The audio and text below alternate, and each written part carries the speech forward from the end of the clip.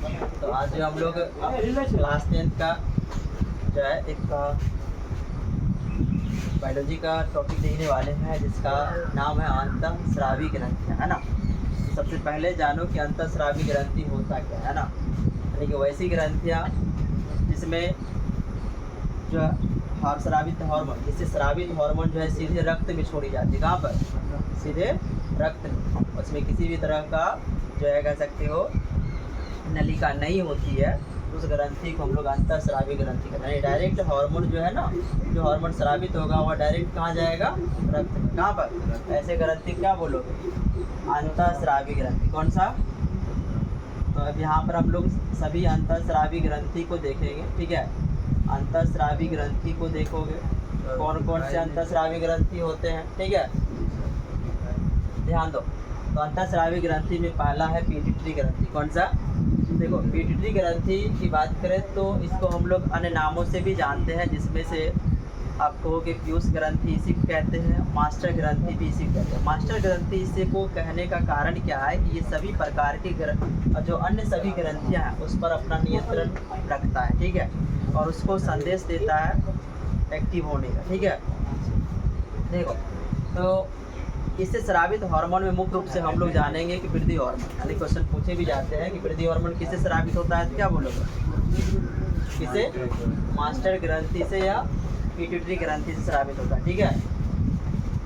अब देखो, जब यही वृद्धि हार्मोन क्या हो जाता है कि सामान्य से अधिक, यानी जितना होना चाहिए उससे अधिक मात्रा में स्रावित हो जाता है, इससे एक रोग उत्पन्न होता है जिसको हम लोग बृहत्ता या जाइगेटिज्म कहते हैं। क्या कहते हैं इसको? बृहत्ता या जाइगेटिज्म कहते हैं। और जब इसकी कमी हो जाती है, इसकी क्या हो जाती है? कमी हो जाती है, तो वहाँ पर एक रोग होता है, उत्पन्न होता है, जिसको हम लोग ड्वार्फिज्म या उसको हम लोग बौनापन कहते हैं। क्या कहते हैं? बौनापन। अब ध्यान से सुनना, इसका जो मुख्य काम है वह शरीर की वृद्धि में मदद करता है और जो है अंतःस्रावी अन्य अंतःस्रावी ग्रंथि पर यह नियंत्रण रखता है।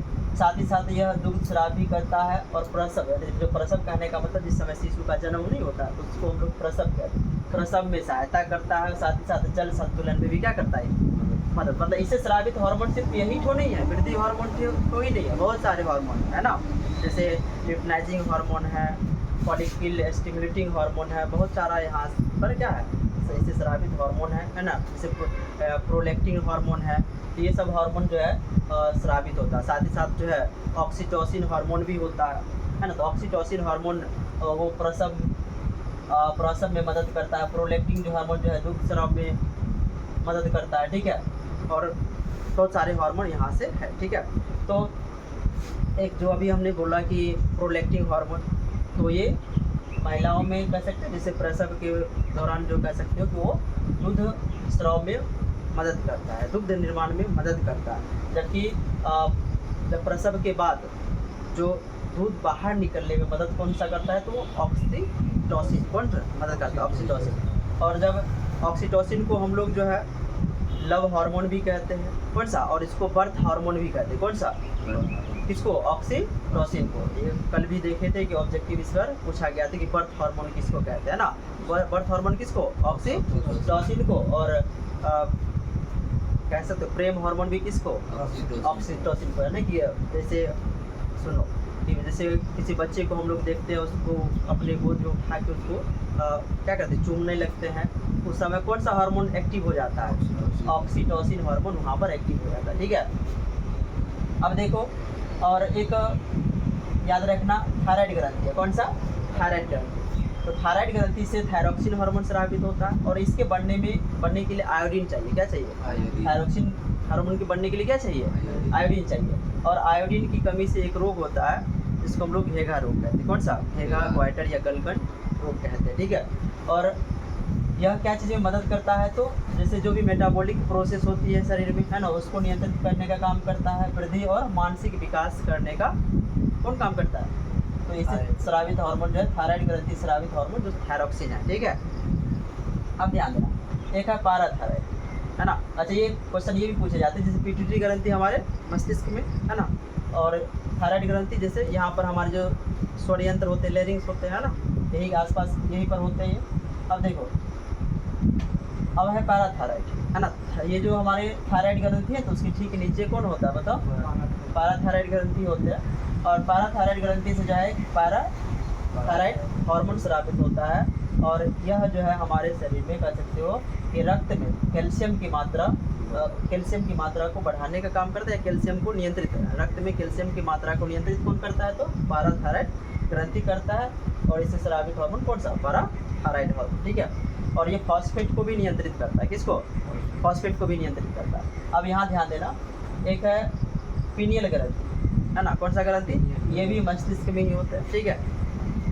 और यह जो है इससे स्रावित हार्मोन एक है मेलाटोनिन, कौन सा हार्मोन है, मेलाटोनिन। आज जैसे हम लोग सोते हैं और जागते हैं तो वो किस हार्मोन के कारण ऐसा होता है, मेलाटोनिन के कारण।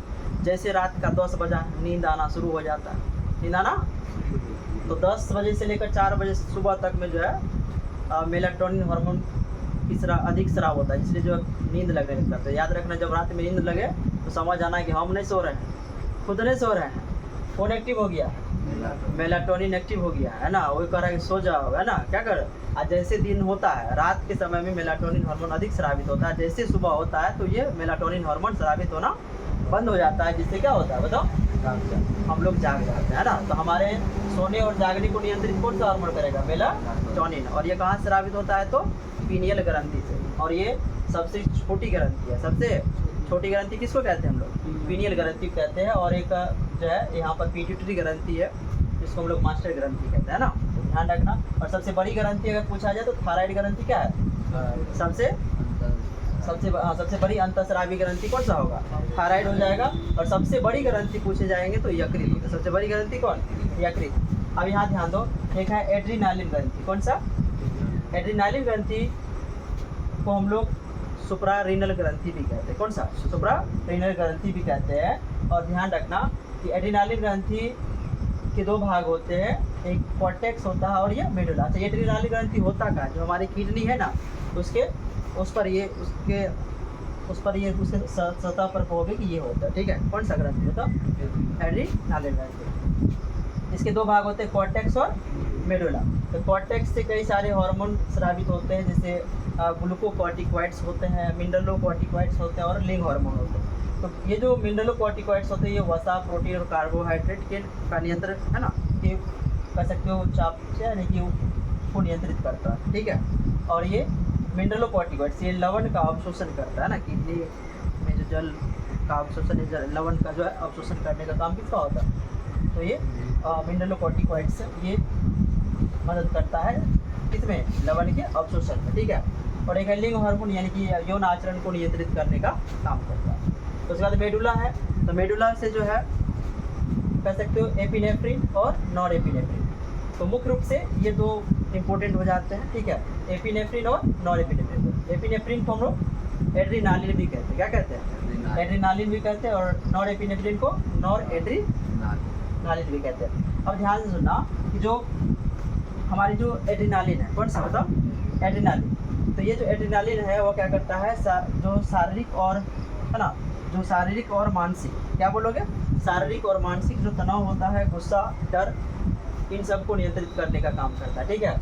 और जो है नॉर एपिनेफ्रिन जो है ये रक्तचाप को बढ़ाने में क्या करता है, जैसे देखो कभी हम लोग को ना डर लगता है, जैसे मान लो कभी पीछे कुत्ता पड़ गया, है ना, उस समय जो हम लोग को डर लगने लगता है, उस समय क्या होता है, उस समय हमारा क्या चीज़ एक्टिव हो जाता है, एड्रिनल ग्रंथि एक्टिव हो जाता है, और वह कौन सा, एपिनेफ्रिन यानी कि एड्रीनालिन हार्मोन स्रावित करता है।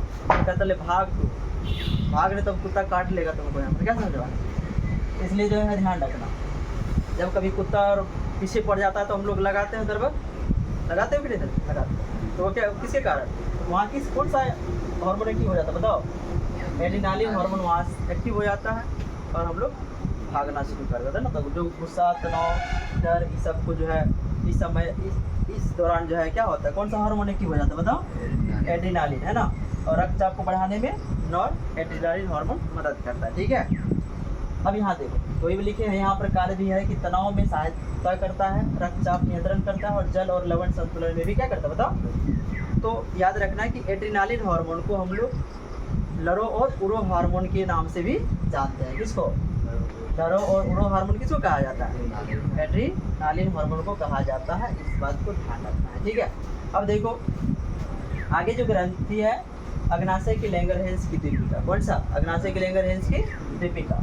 यह हमारी जो अमाशय है और ग्रहणी के बीच में रहता है और यह पीले रंग की ग्रंथि होती है। और यहाँ से अग्नाशय की लैंगरहेंस की दीपिका से जो है कौन सा हार्मोन स्रावित होता है? तो इंसुलिन होता है और एक ग्लूकागोन होता है ना। तो ये अग्नाशय के बीटा कोशिका से कहोगे इंसुलिन स्रावित होता है और अग्नाशय के अल्फा कोशिका से ग्लूकागोन स्रावित होता है, ठीक है। और इंसुलिन जो है ब्लड शुगर को कम करता है, जबकि ग्लूकागोन क्या करता है? उसको बढ़ा देता है। वही बात है कि हमारे शरीर में कह सकते हो रक्त में ग्लूकोज की मात्रा को नियंत्रित करने का काम कौन करता है? अग्नाशय की लैंगरहेंस की द्वीपिका से स्रावित हार्मोन, ठीक है। अब देखो जनन ग्रंथि कौन सा है? जनन ग्रंथि। तो जनन ग्रंथि में बात करोगे तो अंडाशय होगा, ओवरी और ब्रीच एंड टेस्टिस, है ना। तो देखो अंडाशय की बात करें तो इसको क्या कहा जाता है हम लोग? स्त्री प्रजनन तंत्र ग्रंथि भी कहते हैं। और इससे स्रावित हार्मोन की बात करोगे तो एक होता है एस्ट्रोजन और दूसरा प्रोजेस्टेरॉन, है ना। प्रोजेस्टेरॉन कहते हैं, ठीक है। और यह अंडाणु निर्माण में सहायता करता है और महिला लैंगिक हार्मोन स्राव करता है, ठीक है। उसके बाद देखो वृषण, सुनो ध्यान से इधर देखो। वृषण क्या है? यह पुरुष, इसको क्या कहा जाता है? पुरुष प्रजनन तंत्र कहा जाता है, तंत्र ग्रंथि। और यह इससे जो स्रावित हार्मोन है वह कौन सा? तो एंड्रोजेंस और टेस्टोस्टेरोन, है ना। और यह जो है शुक्राणु निर्माण में मदद करता है और पुरुष लैंगिक हार्मोन का स्राव करता है। देखो तो याद रखना कि यौवना आरंभ में, है ना, यौवनावस्था में दो हार्मोन, जैसे पुरुषों में देखो सीधा सुनो, महिलाओं में कौन सा? एस्ट्रोजन, ठीक है। और पुरुषों में टेस्टोस्टेरोन, ये स्रावित होता है जिसके कारण उसमें बहुत सारे जो है परिवर्तन देखने को मिलता है यौवना आरंभ में, ठीक है। इतनी बातें याद हो जाएगी, याद कर लेना, ठीक है।